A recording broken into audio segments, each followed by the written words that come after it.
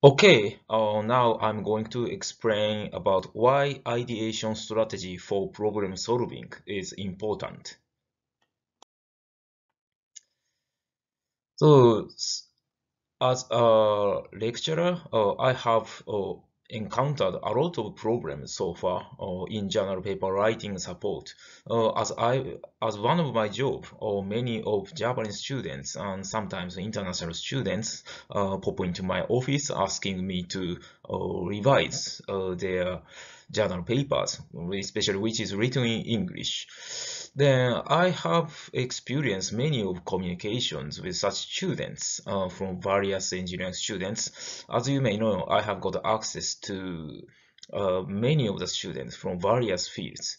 Then I always need to ask these questions when I am when I am going to give them comments about their research paper or what is your research objective.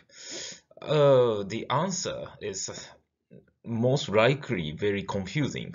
Uh, some of them say, I'm doing research to clarify the mechanism of something, and I want to observe something. I want to measure something, or my objective of research to develop innovative, blah, blah, blah, and sometimes just say some words which I completely cannot understand.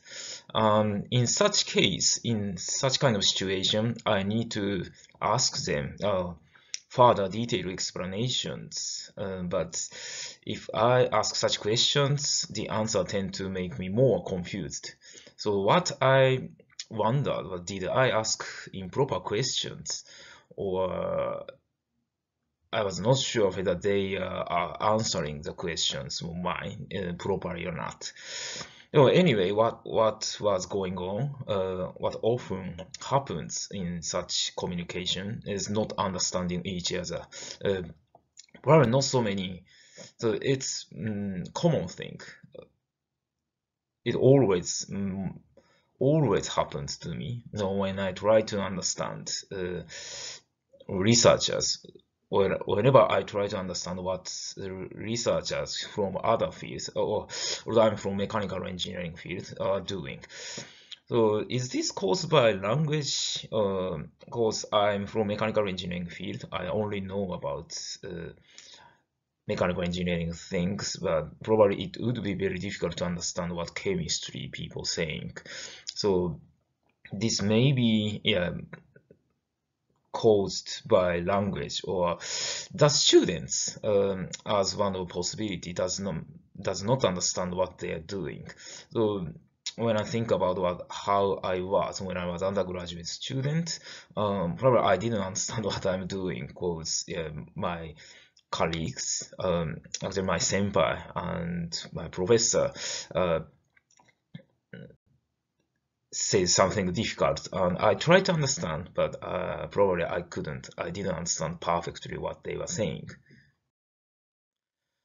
Then let me confirm research phases. Cause this video lecture is instruct you to go through smoothly your research activities. So probably you may be a master student or undergraduate student or sometimes PhD student may be watching this video lecture. So what you need to do in your research activity could be divided into these 5 phases.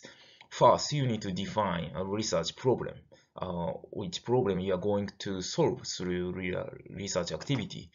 And you need to define approach toward problem solving. So after defining a problem, you need to think about how you could solve the problem. Then you may make some experiment and or some investigation. You need to obtain data, which could be used for problem solving. And but you need to analyze the data to derive knowledge. Yeah, based on the obtained data. And then finally, you need to, yeah, release your information. I call this information generation. So sometimes you may make presentation in academic conference, or you may publish a paper. These phases should be common across any disciplines or engineering field. Even outside of engineering fields, a similar thing could be said. Then disciplinary barriers. I would like to talk about disciplinary barriers. The feature of research problem vary across disciplines. So these disciplinary barriers may have been one of the reason why I couldn't understand what the students were saying. So one of the reason could be the disciplinary barrier. So what is disciplinary barriers is the feature of research problem vary across disciplines and common technical terms are different, and problem consciousness varies depending on research. And another thing which is very important must be, so when you are doing research, you must be making trial and errors every day in your research activity in laboratory, and maybe making this kind of research communication in research more difficult. So this thing could be one of the reasons why I couldn't understand and the student couldn't explain what they are doing. Then, how disciplinary barrier influence on research communication? So these two items should be considered, I do believe. So in which field you are doing research and which research phase you are in. So when you think about to avoid when you are thinking about avoiding disciplinary barriers, wrongly influence your research communication, you need to care these two items. So if you fail to understand properly these two items, I think at higher possibility you are going to improper direction of question and explanation. And so if you do this, if you ask improper questions or wrong explanation in research communication, it may result in wrong engagement of communication in your research activity with your professor or your colleagues, and of course with me. Then, I have talked about communication with students from various engineering fields. Then I said that I always need to ask questions to the students who ask me to revise their research paper. What is your research objective? Then answer is what I said was the answer tends to be very messy. So what I would like to think about is, do you think, suppose you were asked these questions, so the answers, can you make the answers as the objective at each research phase? I mean, the answer may have been just the objective at each research phase. So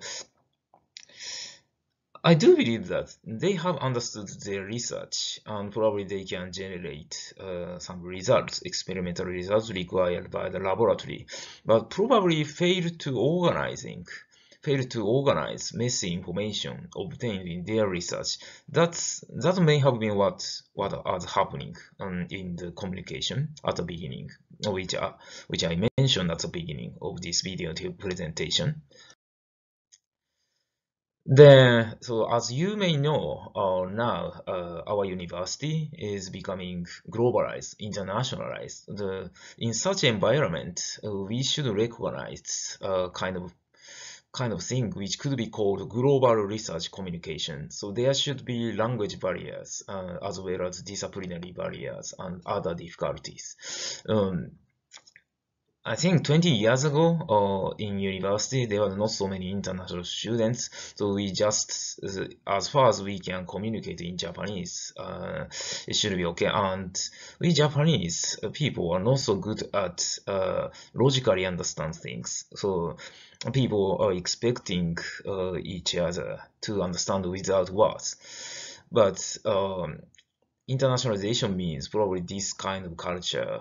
Yeah, of course, we should recognize this is one of the excellent culture of Japanese. But when we want to seek some results, some effective outcome from global research communication, we need to seriously think about what we should do with language barriers, disciplinary barriers, other difficulties. So as you can see in the illustration, so well, each of the researchers may be isolated because of these disciplinary language barriers. And also there is the language barriers, and there should be other difficulties which we still haven't noticed.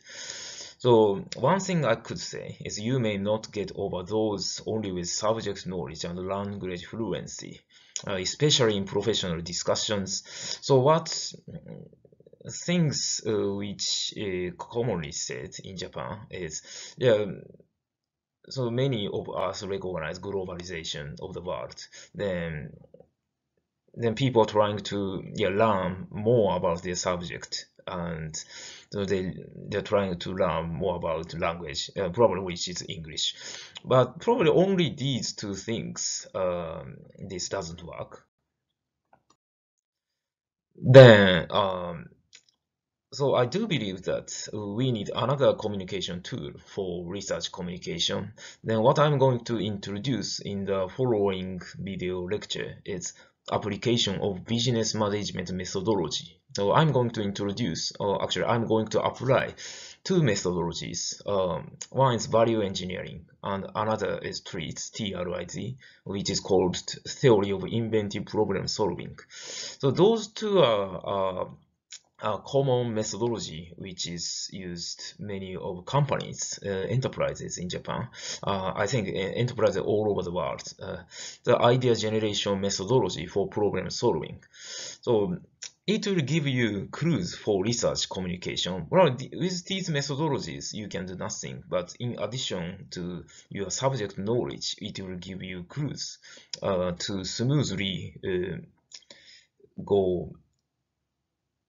go through your research activities. So such as everyday communication in research activity, literature review, and writing a report, writing a journal paper, and conference proceeding, and poster presentation, oral presentation.